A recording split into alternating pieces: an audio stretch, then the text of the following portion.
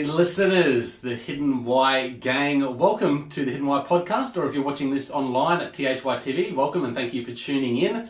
My name's Lee Martinuzzi, the Hidden Why guy, here to help you discover life with greater passion and purpose and really live that, pursue the journey that is your own. And to do that, I believe we really need to start doing the work within.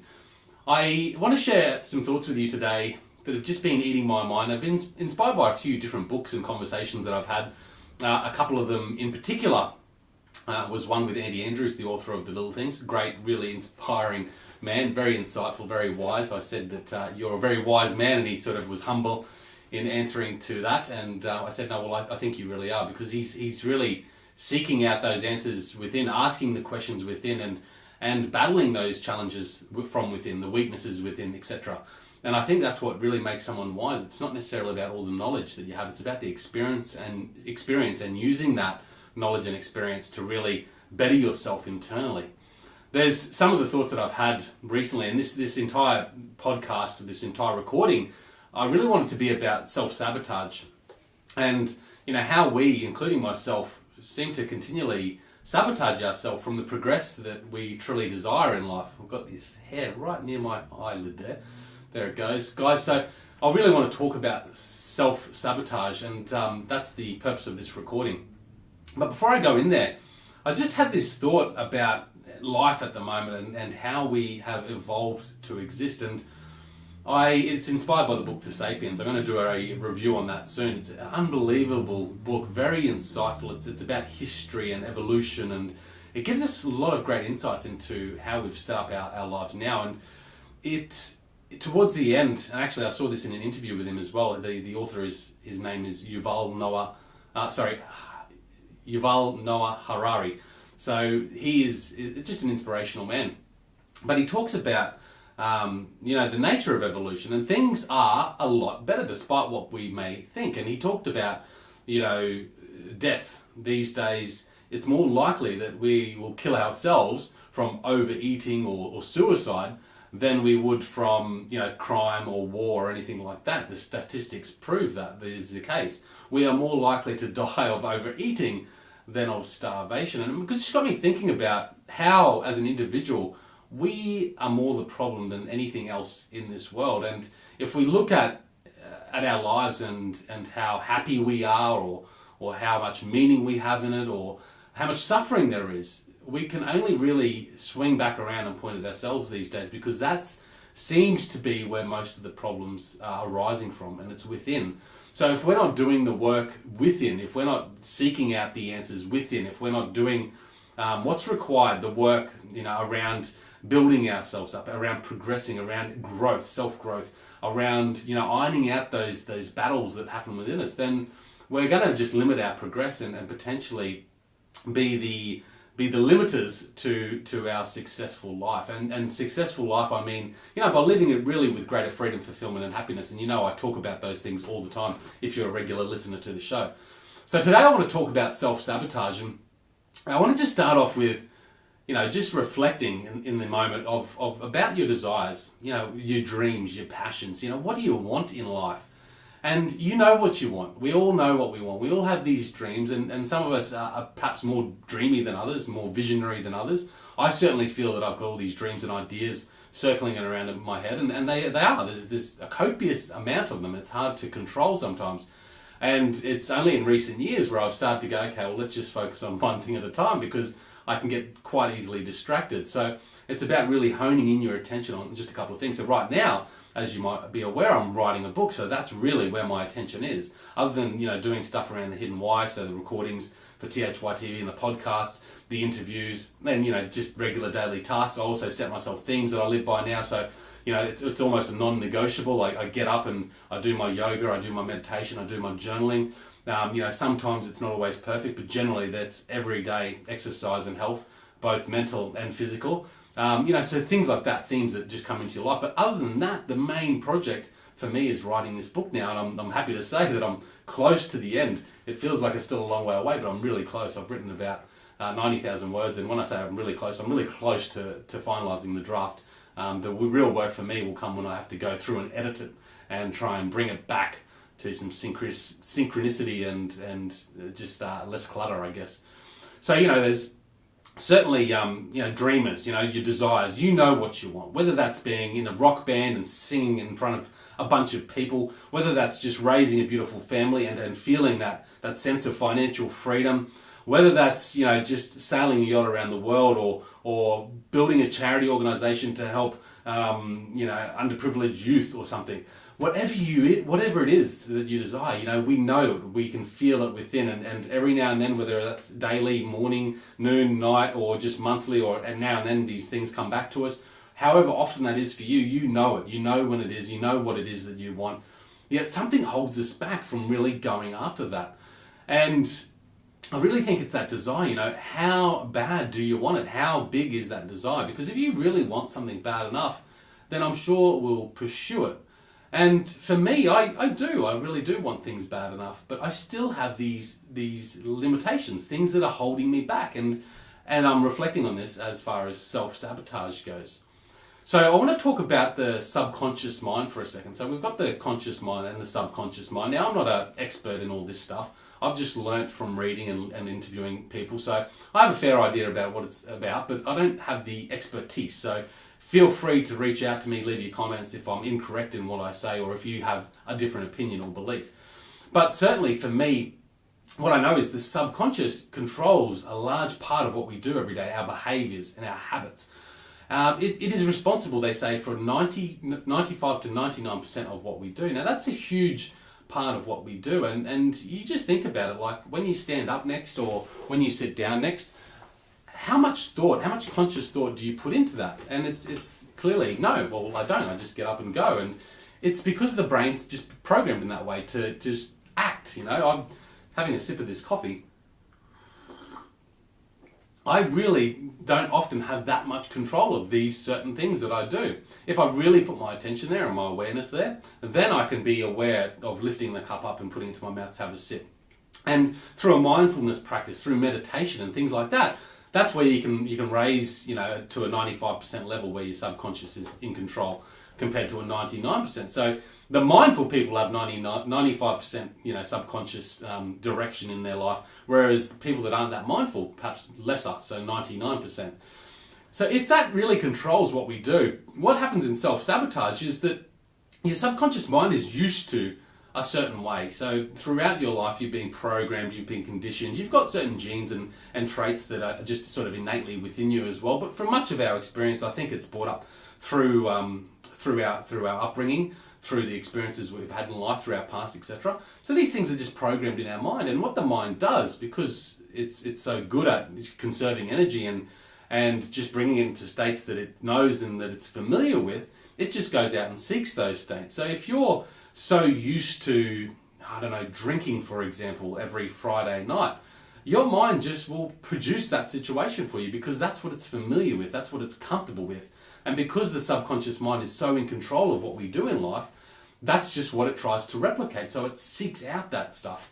Now, I don't know where the crossover is right now. And again, guys, I do a lot of this stuff off the cuff. So I do apologise if I go off on tangents, but I think it's really nice to reflect on. And certainly for me, this is the way I like to express what I've learnt and what I'm experiencing and what I'm thinking about at the moment.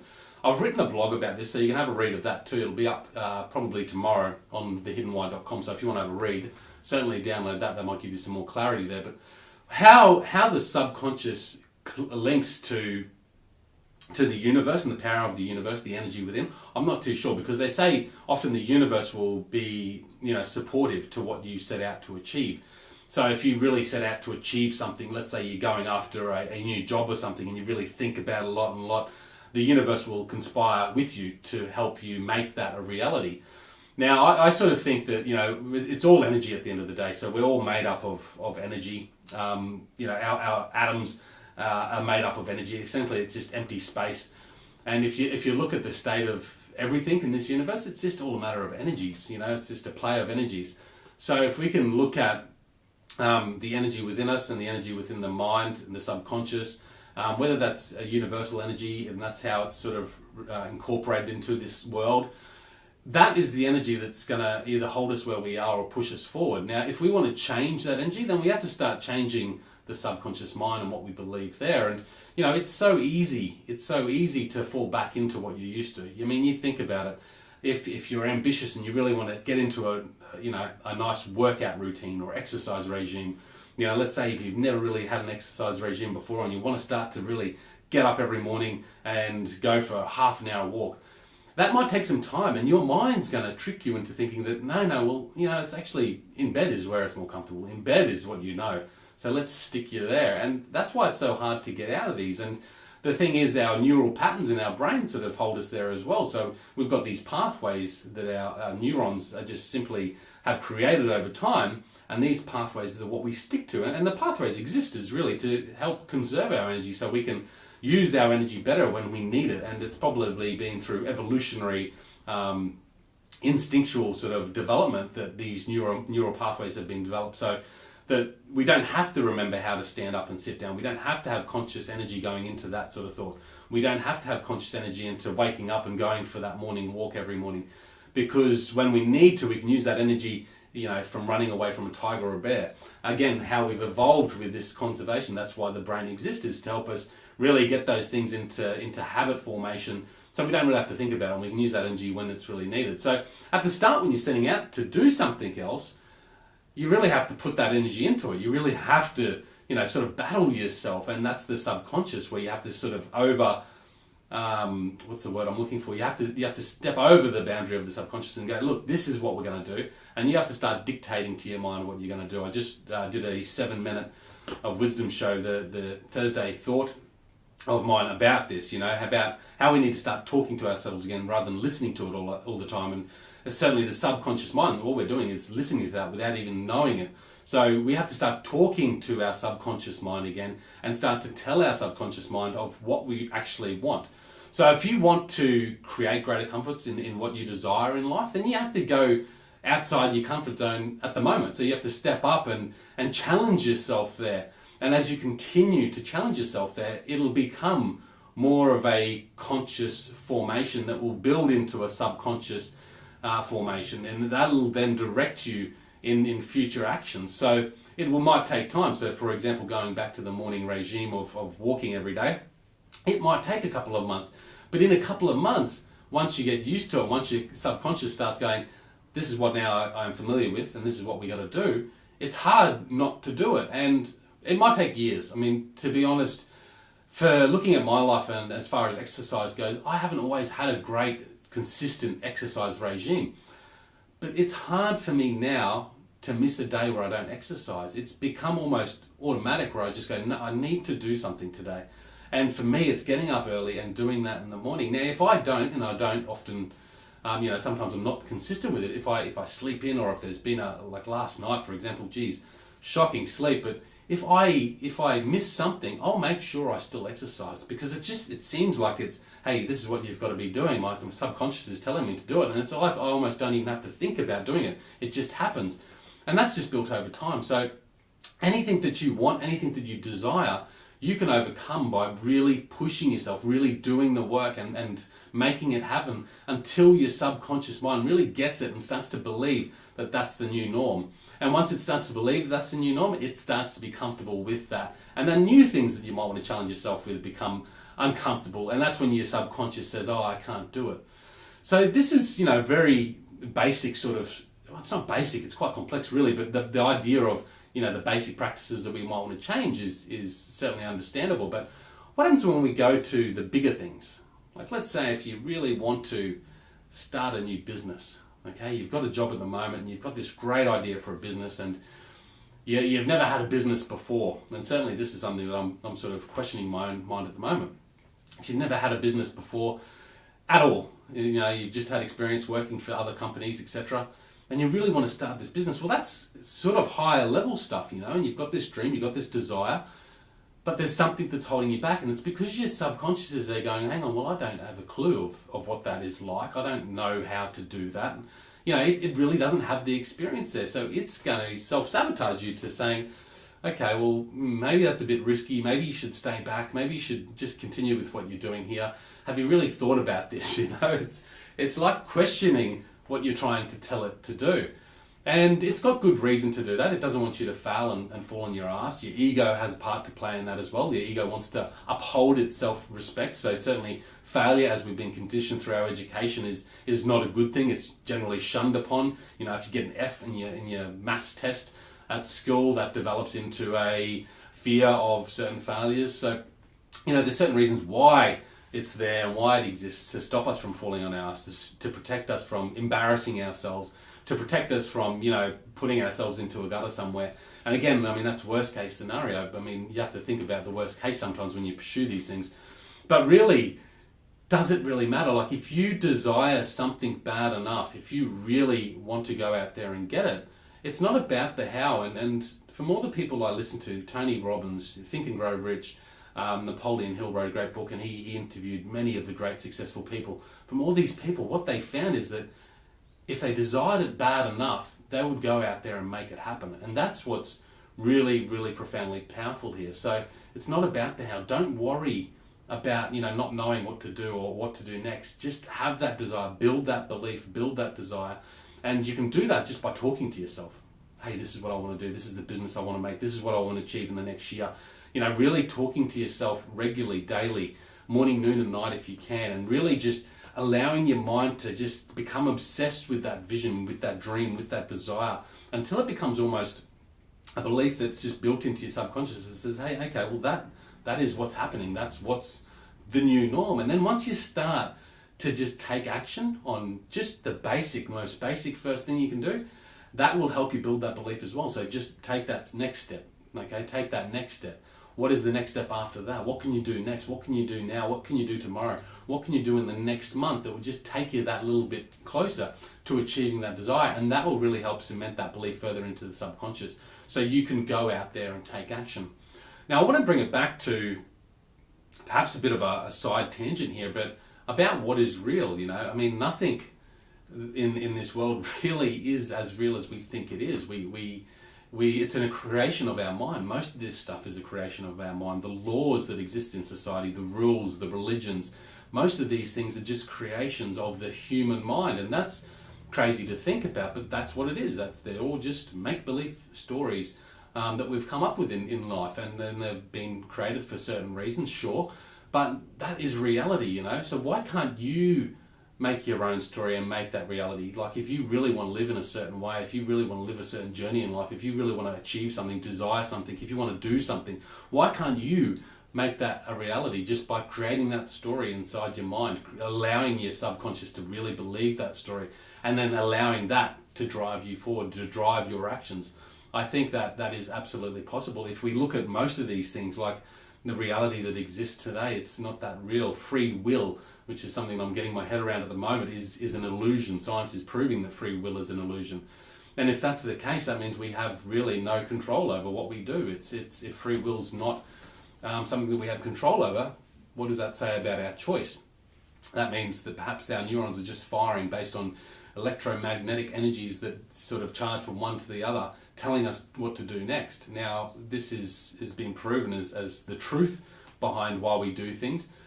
But if we can influence that by creating those neural patterns, creating those neural energies, by changing the way we do things, changing our beliefs, and really convincing ourselves that there is something else that's more real, then perhaps there is an option for us to live that dream that we want, to really pursue what we desire and stop being a self-sabotager.